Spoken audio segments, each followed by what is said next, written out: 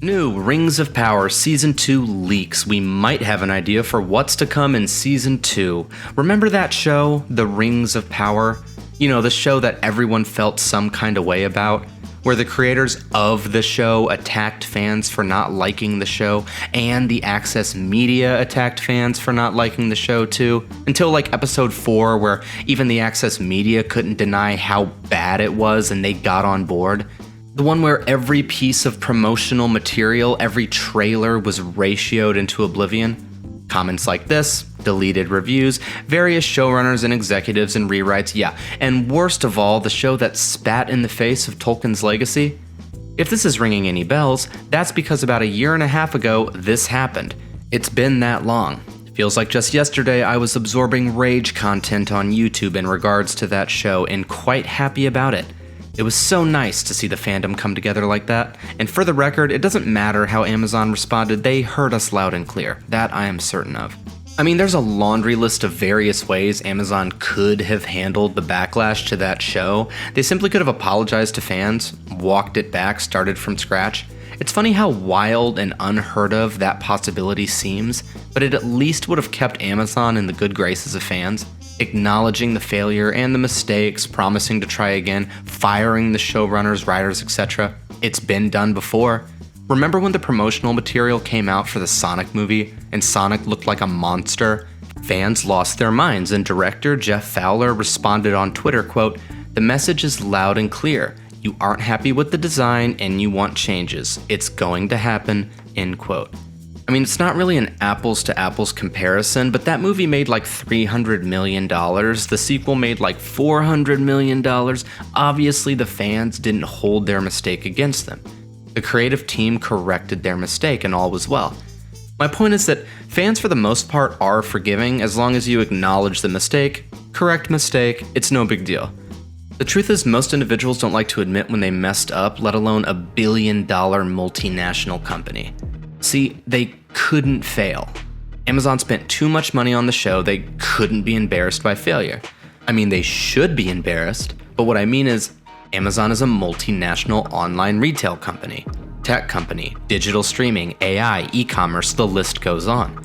Amazon doesn't need Rings of Power to succeed. They never did. It's not the same as, say, Warner Bros., where every DC flop after DC flop brings them closer and closer to oblivion. Amazon will be okay, and that's the problem. They basically can't be held accountable by fans because fans not watching doesn't really affect them. It may affect their reputation, but in terms of revenue, it's pocket change. Fans in their own roundabout way can almost sorta kinda control what gets made. Loosely, but stay with me here. 9 Marvel projects were released in 2022, 7 in 2023, and the quality that had come to be expected from the MCU dropped significantly after the release of Avengers Endgame, yet Marvel doubled down by releasing 16 freaking shows and films in 2 years. Mostly bad. Mostly. Cough cough Guardians 3, and fans were mad, but reviews, harsh critiques on YouTube and elsewhere, the lowest box office numbers the MCU has seen since its inception, and guess how many Marvel projects are scheduled to release in 2024? 4. And that's scheduled to release. Who knows if they actually will. So yeah, it took 2 years of crap to get there, but fan response led to low box office, led to Disney changing things up. Doesn't mean what comes next will be any good, but it does mean they noticed that there was a problem. So the point of this long tangent is basically to say that these same rules don't apply to Amazon. They can kinda just do whatever. Money can't control them. Now reputation might, but how did they respond to the backlash of Season 1? Well, they basically called the fans racist and sexist butts and left it at that. So don't hold out any hope for any meaningful shifts in narrative for Season 2. Speaking of Season 2, why haven't we heard anything about Season 2? It's been mostly radio silent. The marketing campaign for Season 1 was extensive. Laughable, as many anticipated complete and total ruin of Tolkien's lore, and many were correct.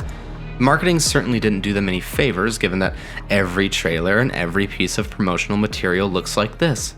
Maybe it's a new tactic, maybe they're afraid of the response. There are rumors that the showrunners have been fired, but those are only rumors.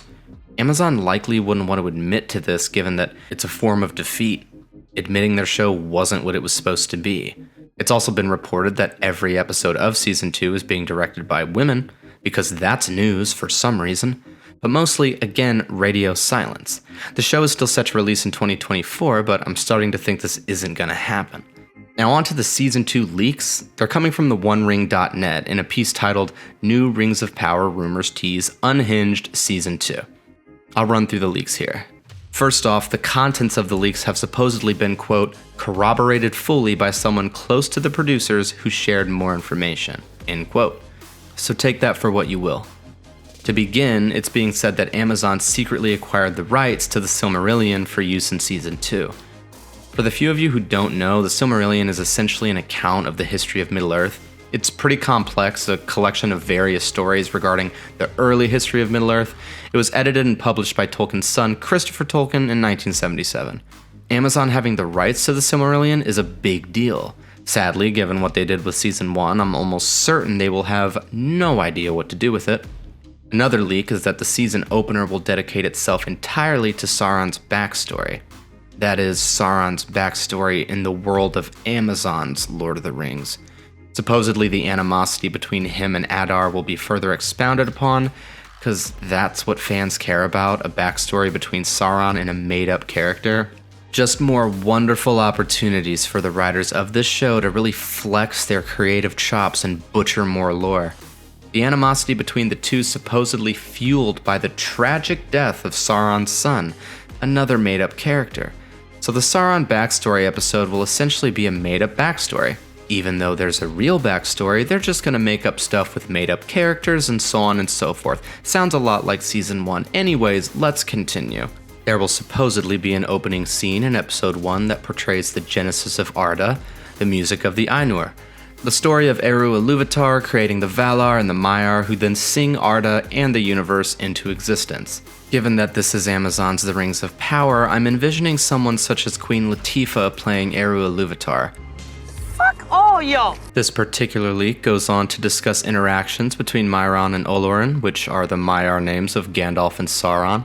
How supposedly Sauron almost converts Gandalf to his way of thinking in terms of Melkor's discord sang into the themes. The leak also mentions 4 themes sung, which, of course, there were only 3, so that gave me pause, but it's suggested in the OneRing.net article that this could simply be a typo, or perhaps another unnecessary creative change.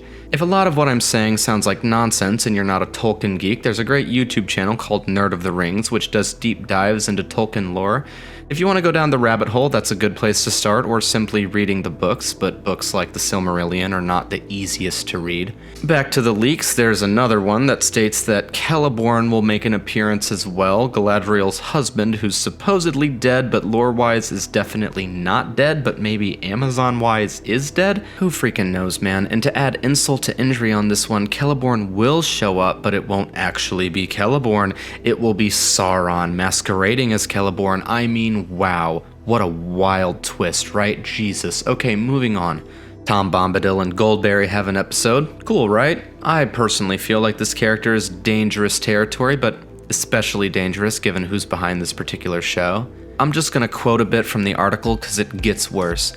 Quote, Tom Bombadil and Goldberry are in an episode. They are played by the same actor and actress as Melkor and Ungoliant.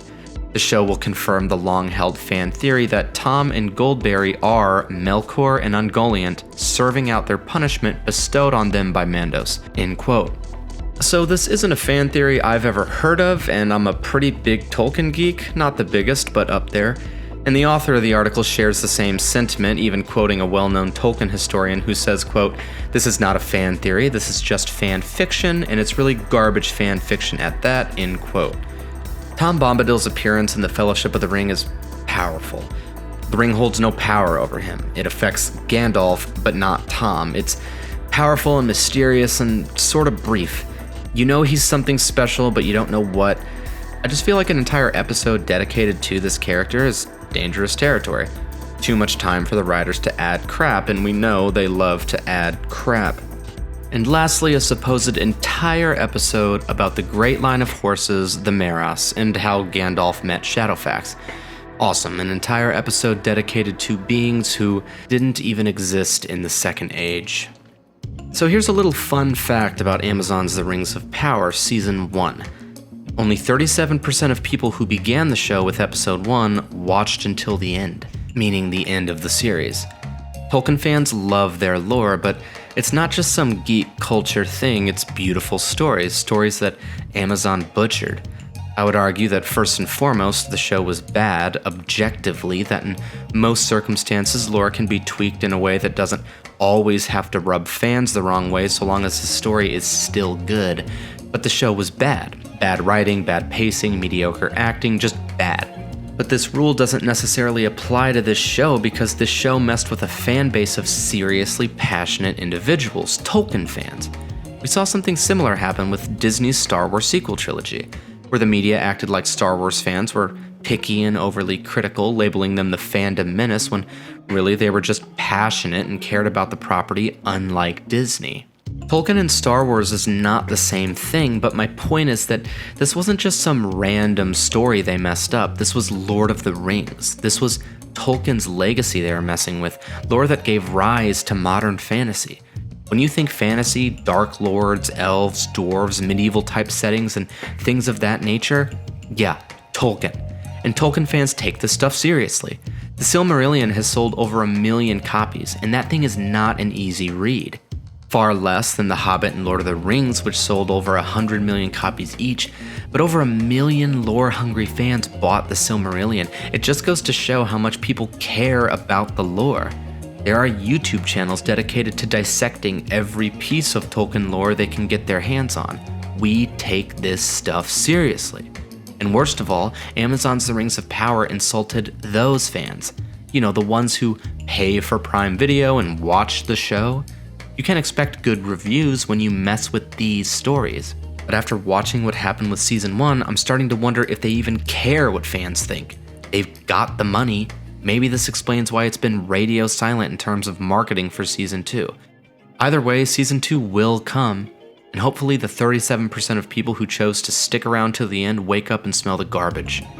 Well, that's the video, guys. Please subscribe. I really love making these and I'd like to keep making them, so please subscribe and like the video. If you stuck around this long, I thank you for watching. See you in the next one.